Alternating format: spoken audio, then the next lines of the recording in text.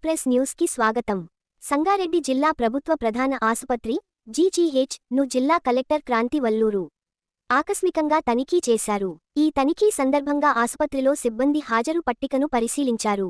విధులకు హాజరుకాని వైద్యులపై కఠిన చర్యలు తీసుకోవడం తప్పదని స్పష్టం చేశారు. మెరుగైన వైద్య సేవలందించేందుకు అవసరమైన మార్పులపై అధికారులకు సూచనలు ఇచ్చారు. సమయానికి హాజరుకాని వైద్యులు, సిబ్బంది నిర్లక్ష్యంగా వ్యవహరించినట్టు తేలితే కఠిన చర్యలు తీసుకుంటామని కలెక్టర్ హెచ్చరించారు.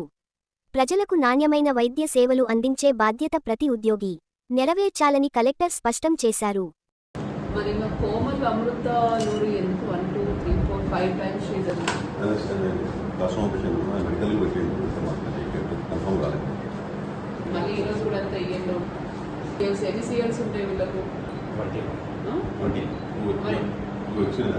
అనాథరైజ్డ్ అబ్సెన్స్ అవుతుంది కదా,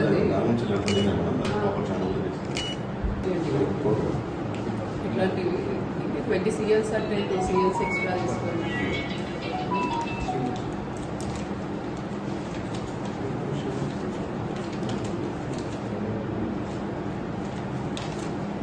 కానీ ఓవరాల్ ఈయన కూడా కోమల్ అమృతరాని సైన్ చేసిన తర్వాత మీరు CL అని మార్క్ చేస్తున్నారా?